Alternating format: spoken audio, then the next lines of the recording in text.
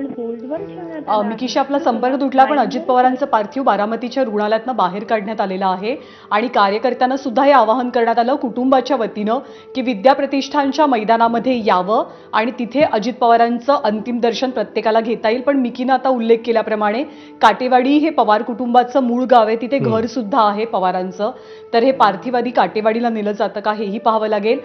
त्याचबरोबर सहयोग सोसायटी जी बारामती शहरातच आहे तिथे खरं तर म्हणजे अजित पवार जर बारामती शहरात असतील तर अर्थातच सहयोगमधनं ते सगळा कारभार बघायचे. खूप मोठी गर्दी म्हणजे एक प्रकारे जनता दरबार किंवा छोट्या मेळ्याचं स्वरूप दादा बारामतीत असताना ते सगळ्या सहयोग नगरच्या परिसराला आलेलं असायचं. तिथे पार्थिव नेलं जातं का हेही बघावं लागेल. पण तुफान गर्दी आहे कार्यकर्त्यांची आणि याच गर्दीला एक प्रकारे आवरण्यासाठी किंवा या गर्दीला सांगितलं जातं आहे कुटुंबियांकडनंच की सर्वांना अंतिम दर्शन मिळणार आहे. दुपारी 4 वाजल्यापासून विद्या प्रतिष्ठानच्या ग्राउंडवरती मैदानावरती अजित पवारांचं पार्थिव ठेवलं जाईल. उद्या सकाळी अश्विन 11 वाजता अंत्यसंस्कार पार पडतील. हो, आणि पोलिसांच्या नियोजनाच्या दृष्टीने देखील ज्ञानदा आता आवाहन केलं होतं, आपण बघितलं होतं की कुटुंबीय स्वतः म्हणजे राजेंद्र पवार स्वतः आले, त्यांनी माईकवर सांगितलं की रात्रीपर्यंत पार्थिव तिकडे ठेवण्यात येईल, तर तुम्ही तिकडे पोहोचा, तिकडे जाऊन अंतिम दर्शन घ्या. कारण इकडची व्यवस्था जी आहे ती किंवा नियोजन करण्याच्या दृष्टीने मला वाटतं ते आवाहन करण्यात आलं.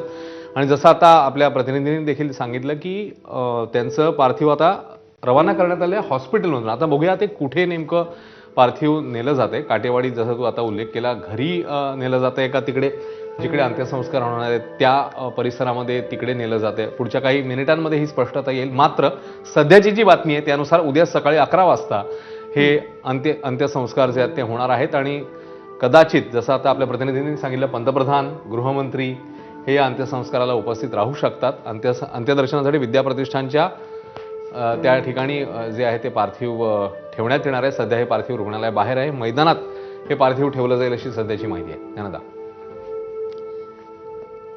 बारामती आज शांत आहे. बारामती पोरकी झाली आणि बारामती मुकी सुद्धा झालेली असं म्हटलं जात आहे. कारण अजित पवार सर्व काही होते बारामतीसाठी. अर्थातच म्हणजे शरद पवार आहेतच. शरद पवारांनी बारामतीच्या विकासाची सुरुवात केली, पण त्यावर जर कोणी साथ चढवला असेल आणि त्यांचं स्वप्न हे जर का पुढच्या टप्प्यापर्यंत नेलं असेल, पूर्णत्वास नेलं असेल, तर ते अजित पवारांनी आपल्या मेहनतीतनं नेलं. कुणीही मोठा नेता असो देश पातळीवरचा, अगदी पंतप्रधान नरेंद्र मोदी सुद्धा बारामतीमध्ये येऊन गेलेले आहेत. तर एखादा परदेशातला व्यक्ती असो, देशातला नेता असो, कोणी महनीय व्यक्ती असो, या सगळ्यांना अजित पवार, शरद पवार हे कायमच बारामतीचं उदाहरण द्यायचे. म्हणजे बारामतीमधलं टेक्स्टाईल पार्क असो, AI तंत्रज्ञानानं सुसज्ज अशी शेती संदर्भातली व्यवस्था असो, ही मोठमोठी दिसणाऱ्या इमारती असो. एक गोष्ट सांगावी लागेल की बारामतीला जेव्हा जाण्याचा योग आलेला होता तेव्हा बारामतीच्या त्या सगळ्या ह्याच्यात जे बारामतीचं गेस्ट हाऊस आहे, शासकीय विश्रामगृह आपण ज्याला म्हणतो, म्हणजे इतर ठिकाणची विश्रामगृह याबद्दल अनेकांची मतमतांतरं किंवा वेगळ्या प्रतिक्रिया, एक वेगळी इमेज असू शकते. पण एखाद्या हॉटेलसारखं गेस्ट हाऊस जे आहे ते बारामतीचं शासकीय विश्रामगृह आपल्याला पाहायला मिळतं. आणि हे सगळं काही अजित पवारांनी स्वतःच्या देखरेखीखाली करून घेतलं. अजित पवार भयंकर आग्रही असायचे की याचं बांधकाम कसं असावं, काय क्वालिटीचं मटेरियल वापरलं जावं, तिथली स्वच्छता. अजित पवारांची वैयक्तिक पातळीवरची जेव्हा गुणवैशिष्ट्य सांगितली जायची तेव्हा सगळ्यांकडनं त्यांच्या नीटनेटकेपणाचा आणि स्वच्छतेचा कायमच उल्लेख केला जायचा.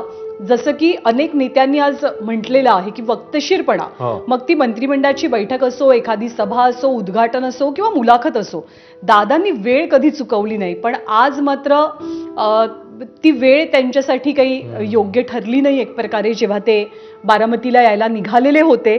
आणि दुर्दैवी अपघातात त्यांचं निधन झालं. अकाली एक्झिट दादांनी घेतली.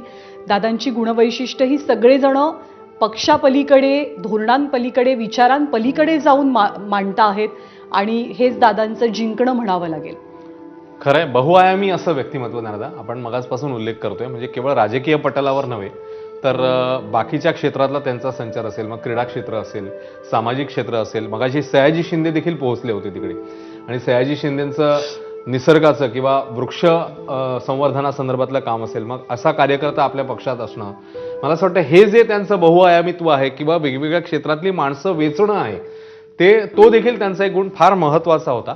आणि असे अजित पवार निघून गेल्यामुळे स्तब्ध झालाय महाराष्ट्र. जसं आपण म्हणतोय की शोकाकुल तर आहेच, पण स्तब्ध आहे. अनेक समर्थकांना, त्यांच्या कार्यकर्त्यांना शब्द सुचत नाही आहेत. अश्रूंचा जो बांध आहे तो काही थांबताना दिसत नाही. मगाशी नेते देखील मोठमोठे आपण बघितले, आमदार बघितले की जे ढसाढसा रडत होते. आपल्या घरातला माणूस, आणि खरोखरच हा फॅमिली मॅन होता अनेकांसाठी, फॅमिली मॅन, घरातला माणूस होता आणि तो आपला माणूस आज हरपलाय. आणि त्याचीच भावना, हे सगळं कुटुंब, आपण ज्याचा पुन्हा पुन्हा उल्लेख करतोय, महाराष्ट्रभर पसरलेले कुटुंब, ते आज बारामतीत पोहोचतंय आणि या आपल्या लाडक्या नेत्याला आता निरोप द्यावा लागणार आहे. मनावर दुःखाचा पहाड, काय म्हणूया, दुःखाचा डोंगर कोसळणं म्हणजे काय, तर ती मला वाटतं त्या सगळ्या मंडळींची भावना आहे. लोकसभेमध्ये सुद्धा अजित